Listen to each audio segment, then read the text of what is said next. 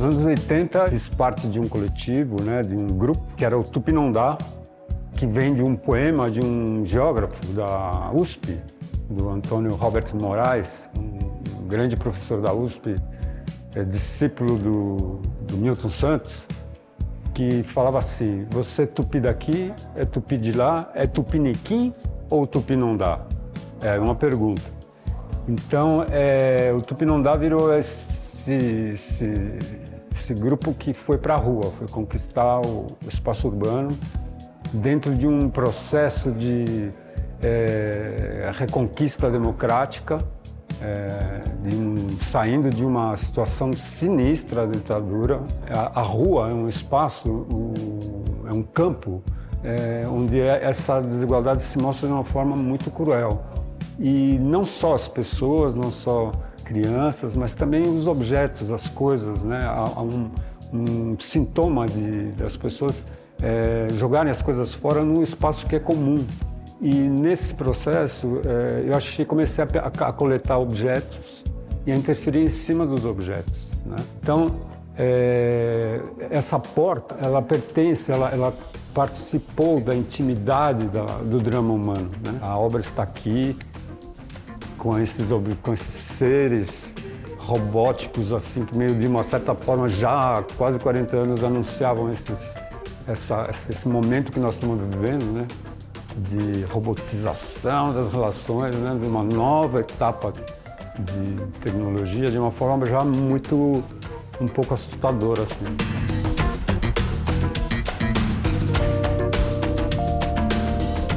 A exposição se chama Fugaz, né? Artes Visuais e Anos 80 no Brasil.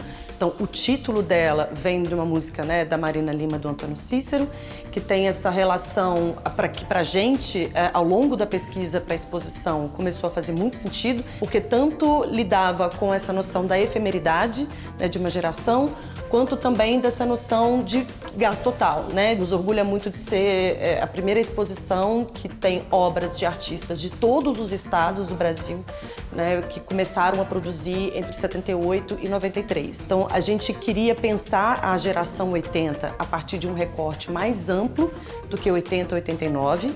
Então, pensando numa geração que começa nesse processo pós-ditatorial, né, até esse primeiro corte do fim, né, da primeira eleição, né, democrática no Brasil.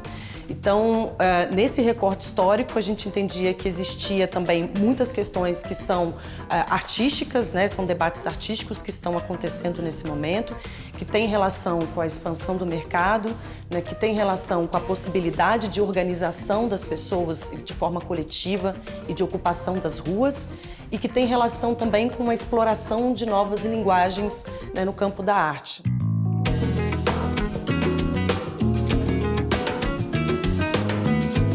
Nos anos 80, eu estava assim, fazendo freelance para a grande imprensa, que foi o caso deste trabalho que eu estou expondo aqui, né, que eu fotografei de 79 para 80. Essa foto, o beijo, ela foi feita na Boate Dinossauros.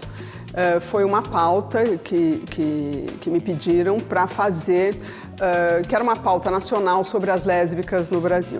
E foi o primeiro freelancer que eu fiz, e foi assim, eu fui a única pessoa dos 20 fotógrafos que conseguiu fazer esse ensaio. Eu não tinha nem ideia, me mandaram para fotografar o Ferros Bar, que era o único bar em São Paulo onde as lésbicas se encontravam. E eu comecei a fazer esse ensaio lá.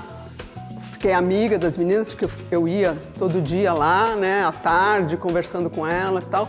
E aí, um dia uma me perguntou, você quer fotografar a Boate Dinossauros?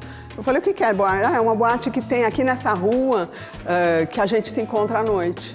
E aí, um dos dias que eu entrei, logo na entrada, eu vi, né, essa cena do beijo das meninas que estavam num cantinho, né? Depois eu fundei uma agência Fotograma com mais 2 fotógrafos, o Emílio Luiz e o Ed Vigiani. Então, aí que eu realmente comecei a entrar fundo mesmo no meu trabalho autoral, né, fazendo um trabalho sobre as festas populares brasileiras. Em 89, eu fui fotografar o Encontro de Altamira, comecei a fotografar, fazer um grande trabalho que eu faço até hoje, são 34 anos, sobre os povos indígenas no Brasil.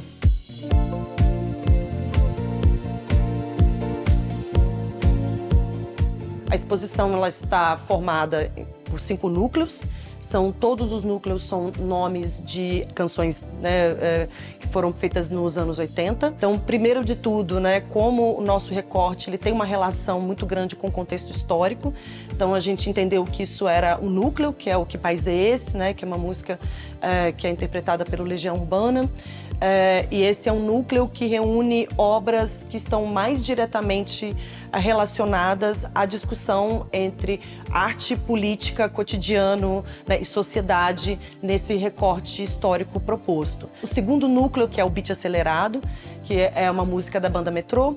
Então, é um núcleo em que a gente fala muito sobre esse gesto da pintura, né? Então, são as grandes telas, né, que vão marcar a década de 80. No outro núcleo, o que a gente foi constituindo a partir dessa reunião de trabalhos, foi Diversões Eletrônicas, que é uma música do Arrigo Barnabé. E a gente entendeu também que a relação entre a arte e a tecnologia era uma pauta muito importante para a década de 80. O outro núcleo que temos aqui, que para a gente também foi se constituindo como um núcleo essencial, ele foi correndo paralelo ao longo da montagem, é o Pássaros na Garganta, que é um núcleo que parte de uma música da TT Espíndola, e é um núcleo que fala das relações entre paisagem, território e ecologia. O núcleo que faz um contraponto a esse beat acelerado, a essa noção de uma alegria de viver, de uma certa euforia, carrega o nome do Cazuza, do título, né, de uma música do Cazuza, que é O Tempo Não Para, fomentado, né, não só por experiências do âmbito doméstico, do âmbito político, mas também do âmbito coletivo. E aí, nesse sentido, eu acho muito interessante pensar, por exemplo, num trabalho de vídeo como o da Brigitte Baltar, né, que é muito simples, entre aspas, e por isso mesmo muito sofisticado, que é a palavra contemporâneo, né, que ao ser soprada ela se dissipa.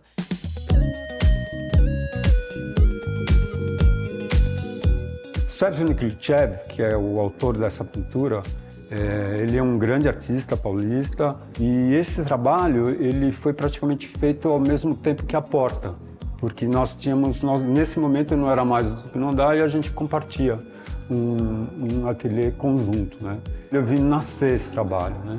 E é muito interessante essa exposição porque para nós é uma grande celebração, um grande panorama do que foi os anos 80, do que porque na verdade quase todo mundo ainda está a 1000 por hora produzindo e vivendo disso.